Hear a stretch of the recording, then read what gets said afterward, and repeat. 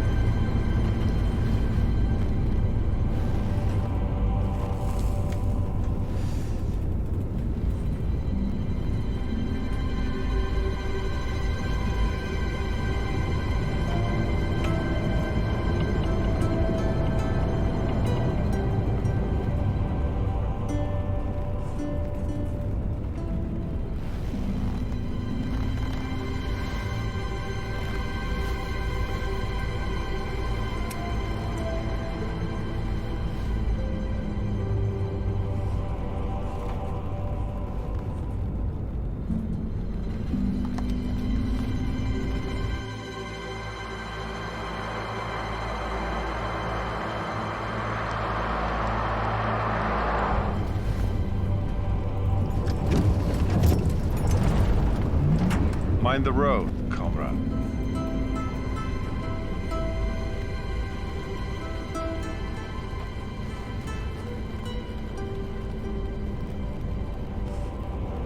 Володя.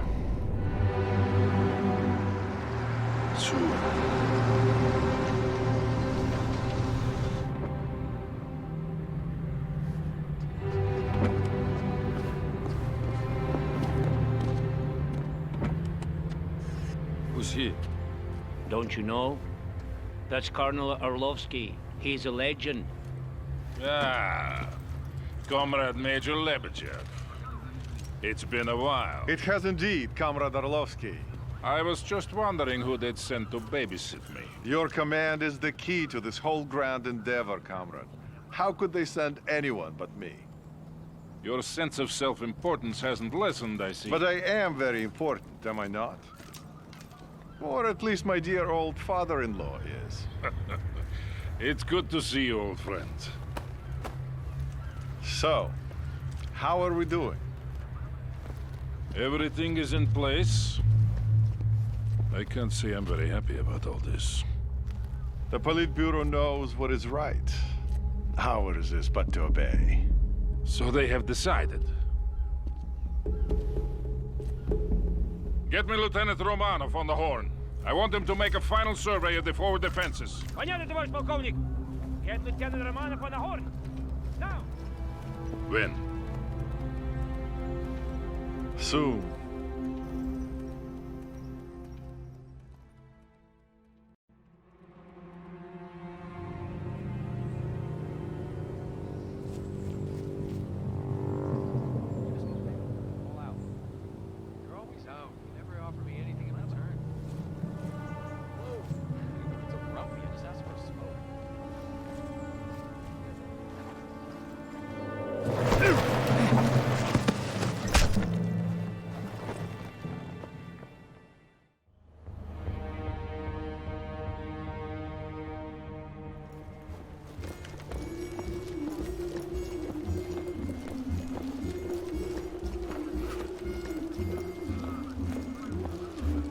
Welcome back, Grisha.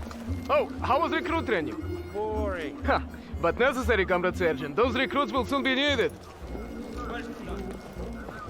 Товарищи! It's good to see you all here today. And it will be even better to see you soon breaking through that wall! Then we'll teach those NATO dogs how to fight!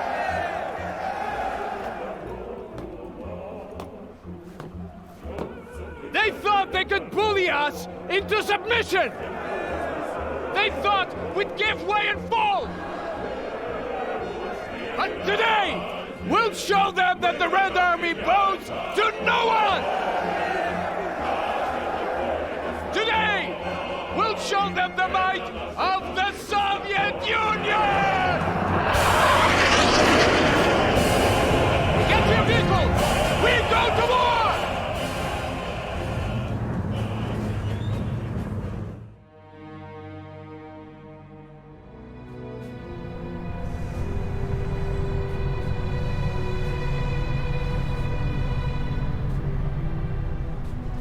So, it has begun. It has indeed. I wonder how it'll end. Best soon. Today was an easy victory. Who knows about tomorrow?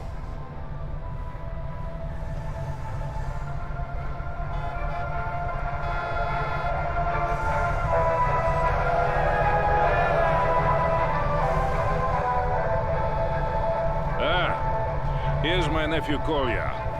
He really distinguished himself today.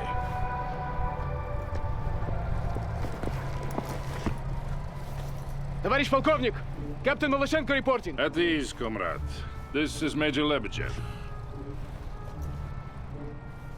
Pleased to make your acquaintance, comrade. This was a crushing victory you helped win for us today. One of many to come.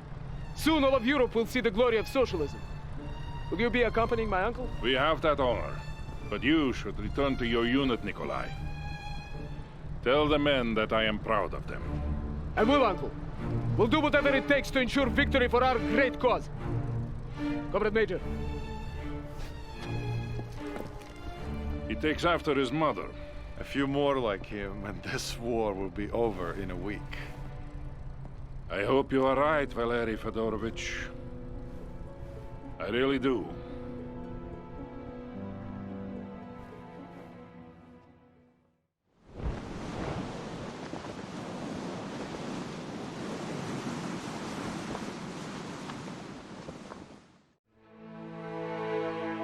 My love, I hope this letter finds you well. In my heart, I feel I will know if something happens to you. It is so hard to face the day without you by my side. My dearest Natasha, I am writing this sitting on a tractor, just like those we have on the kolkhozes back home. They are not so different from us, these Americans. They have begun working triple shifts at the factory. I am glad that Inessa is not working nights. Many factories have been bombed, and I fear she... Though I am a little worried about Kolya. He is very hard on the men, and when I tried to talk to him, he just shrugged it off. I will have to make it clear that he is under my command. I think about all the boys over there whose mothers cannot sleep for worry. Those serving with you must be the lucky ones, Velocha, for I know that you care deeply for them. I will be home soon enough. Until then, know that I love you. Your Vladimir. In America itself, our valiant forces are making excellent progress. The front is expanded daily as city after city falls into our hands. Everywhere our troops are met by cheering citizens happy to be liberated from the yoke of their oppressive government.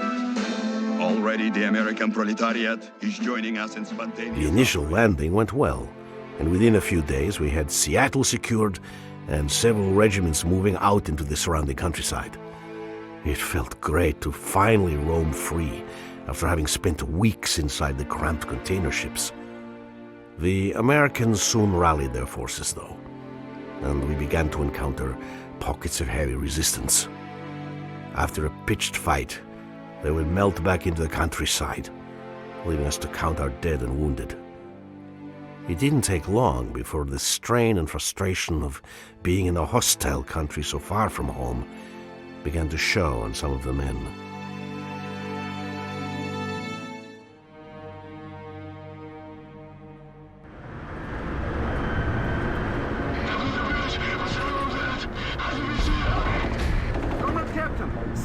says they're 10 minutes out. Bastards! Tell that mongrel Petrov I'll put a bullet in his head if he's not here in 5. Так точно. Sokol, this is Shapovnik. My men are surrounded and need immediate reinforcement. Priom! Shapovnik, I'm aware of the situation. Move your troops to the western ford and cross there. Romanov will create a diversion to the east. Sokol, we don't have time for diversions and flanking maneuvers. I need a bridge man. I say again, you are to flank to the west, Shapovnik. Sokol out.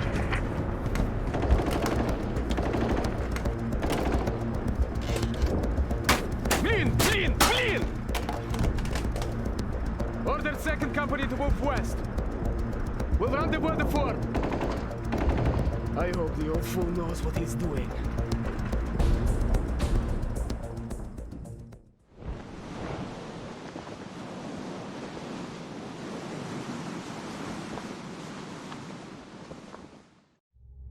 There's no need to be nervous, Captain.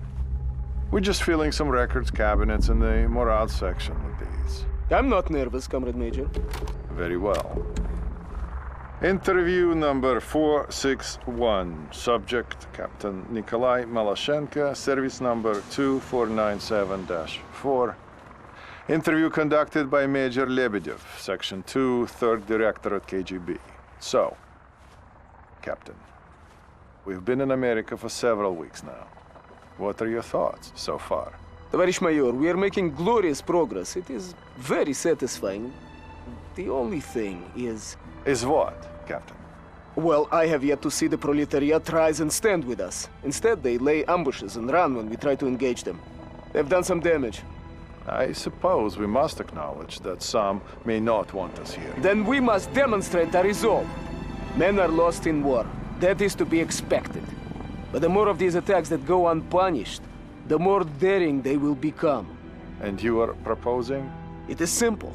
For every ambush, we execute 10 random civilians. They will soon cease their attacks when they realize the price they must pay. And what if they don't? Then we should kill them all. In the face of great adversity, our courageous comrades in America fight on, winning battle after battle against an increasingly desperate enemy. Our troops now occupy most of the American West Coast and soon will have complete victory.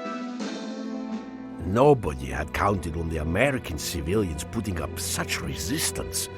Everywhere we went, we were greeted with bullets. And our battalion had it easy. We had been tasked with pacifying the countryside, while 4 other regiments pushed into the mountains. They were headed toward a town called Cascade Falls, where there was some grand objective not even Colonel Orlovsky knew the details about. All we knew was that it might mean an end to the war. I remember thinking about those comrades, struggling through the cold and the snow, facing death at every turn. And I was ashamed, for I was happy that I wasn't with them.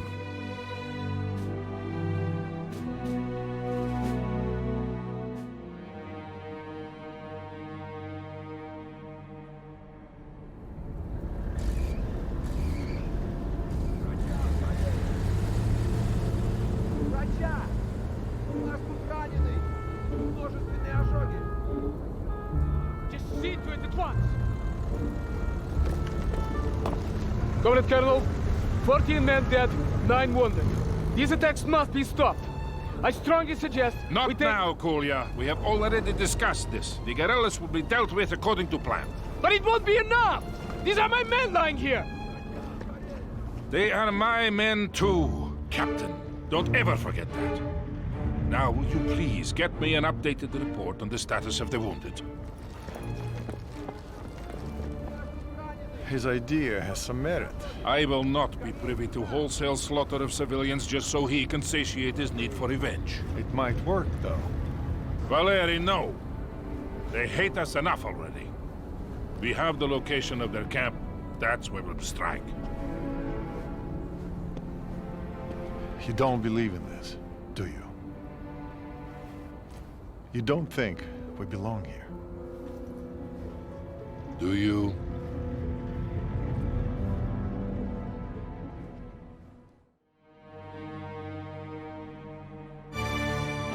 Did you hear me?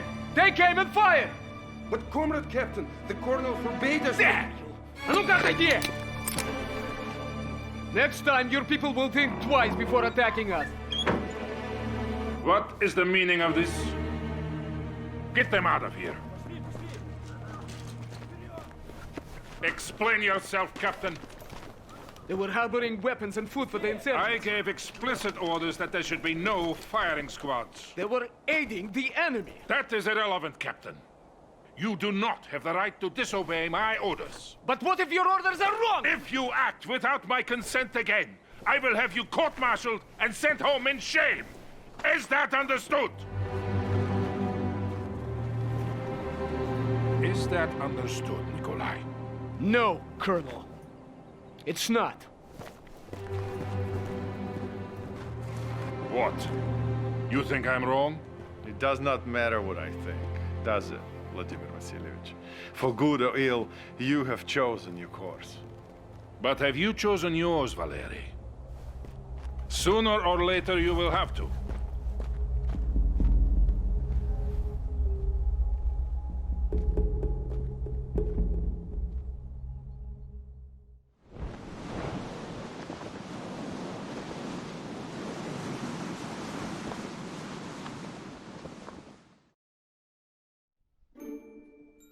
Kolya, my dearest, I am so happy to tell you that you are now a father.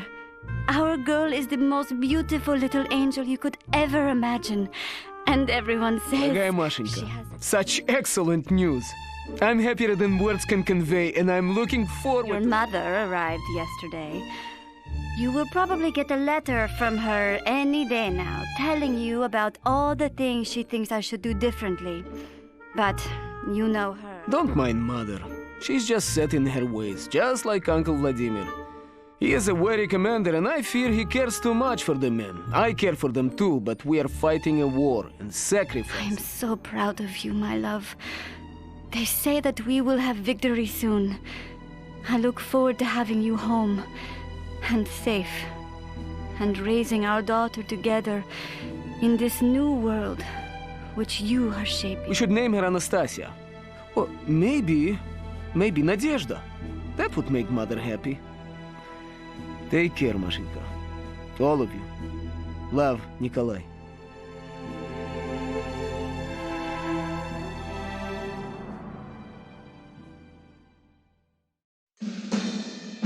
As the Red Army continues to sweep through Europe, NATO is reeling. It won't be long before the tenuous alliance unravels and the people rise up in protest against their corrupt governments and the communist ideas. After weeks of bitter fighting in Europe, it was clear that we weren't losing.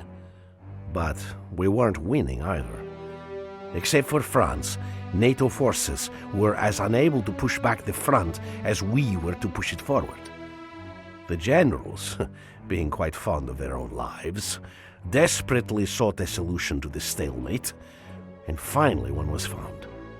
A strike force would be sent to the Norwegian coast to destroy the anti-air defenses there and open up a corridor for our bombers to fly through.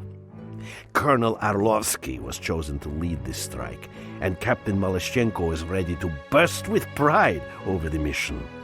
But the rest of us were just happy to get out of the meat grinder that Germany had become.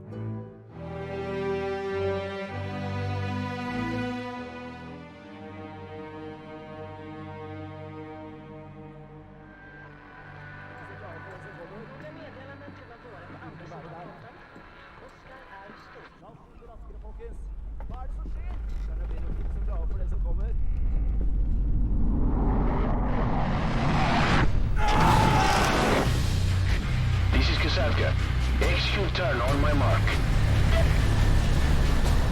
This is Sokol. Weapons free. I repeat, weapons free.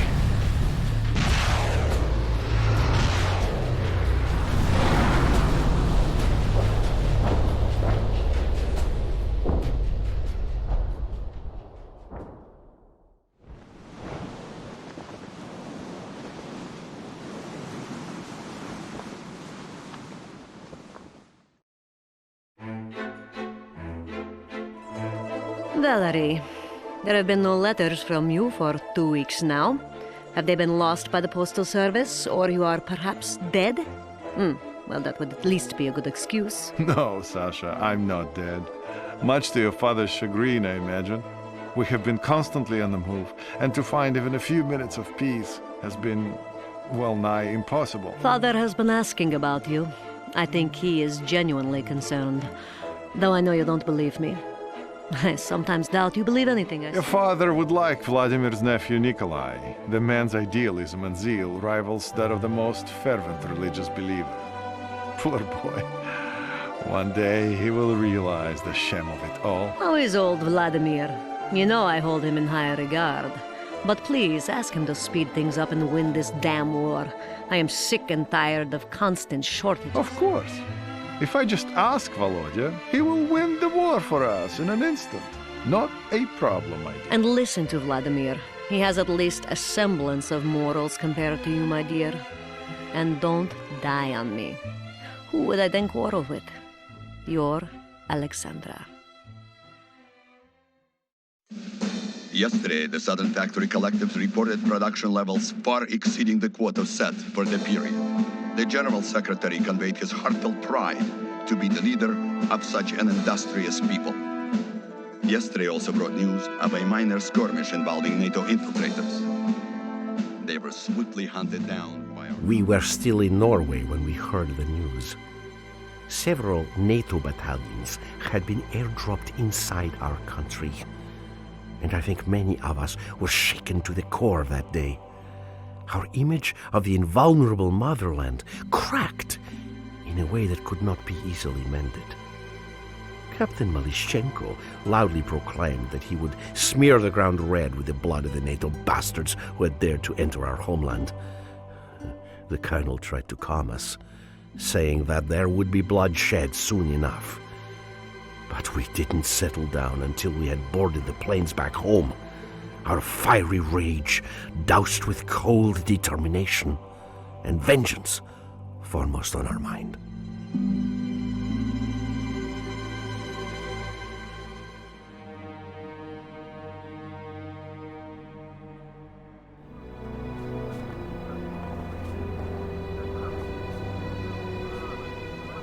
If they were here half an hour ago, we don't have long before they arrive. Understand? Romanov must move immediately Товарищ полковник. What? A message. Now? Very well. What is it, Uncle? Kolya, it's your wife. Masha? She... Что?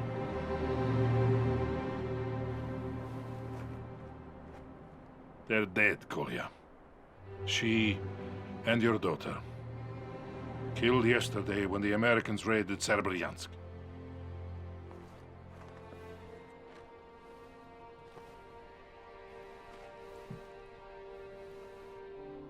I'm so sorry.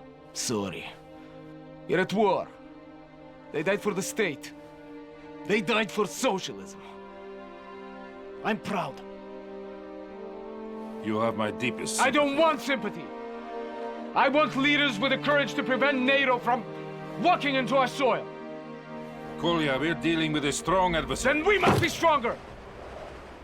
Comrade Colonel, our forward scouts report inbound NATO helicopters. Where the hell is Romanov with the Shilkas? Kolya, can I count on you? Let them come, Uncle. Let them come.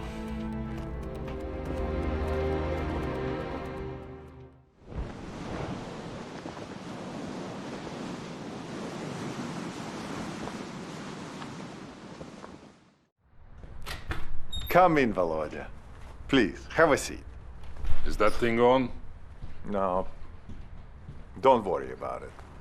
These tapes will be gathering dust deep down in some basement. Shut it off. But- Vyključi, Valeri. As you wish, Colonel. There is no room for the truth on that machine. That's a dangerous word, Volodya. Truth. Such an ambiguous concept. Stop it, Valeri. We are defeated here. I know it and you know it too. I'm afraid that Moscow cannot accept... I am not talking to Moscow. I am talking to you. And what exactly are you telling me? That I did not bring my men to America to commit mass suicide. And what is coming, I will need you with me. You can count on me, Volodya.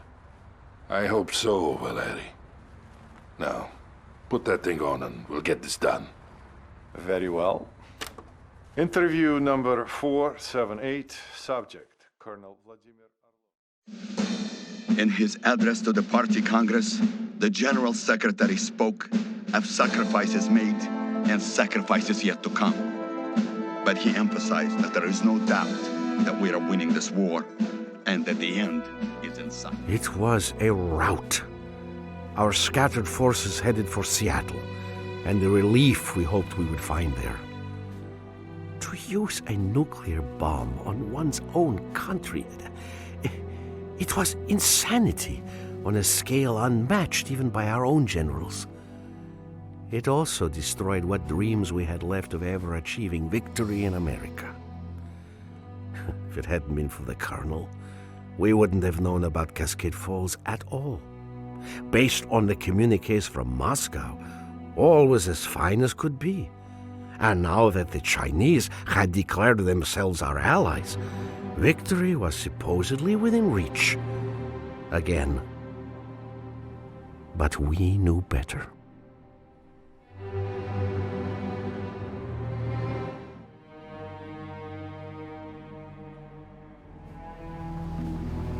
If we go to Seattle, we'll die in Seattle.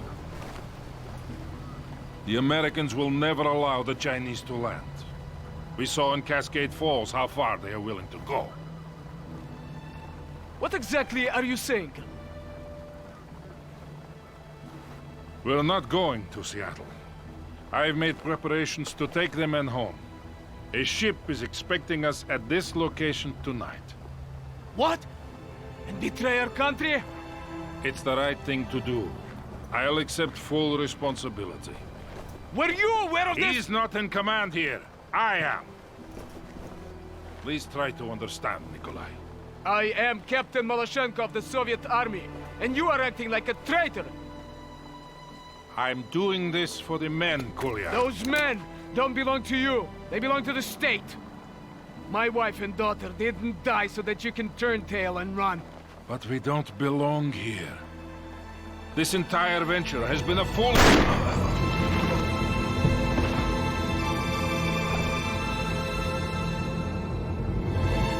Thank you, comrade. Thank you. He was a traitor. I'm taking my company to Seattle. I'll bring the battalion. To victory. To victory.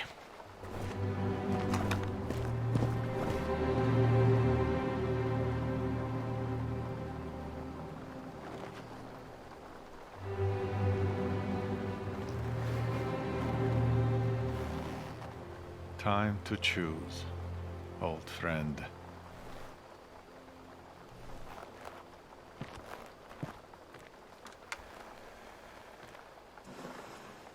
To all Sokol elements, this is Major Lebedev. The Colonel is dead. I am taking command.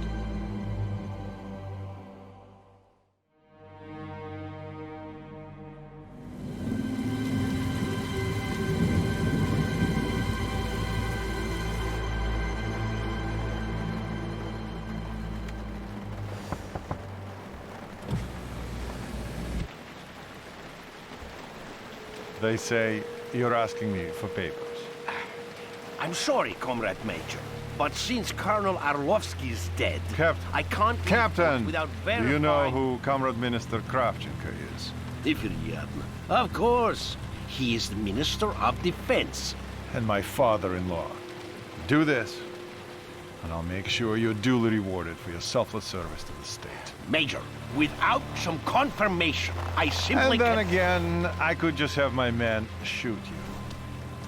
Perhaps your second in command is more willing to listen.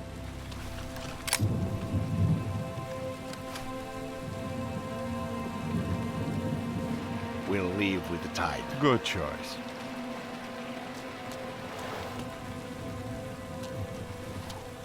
Tell the men.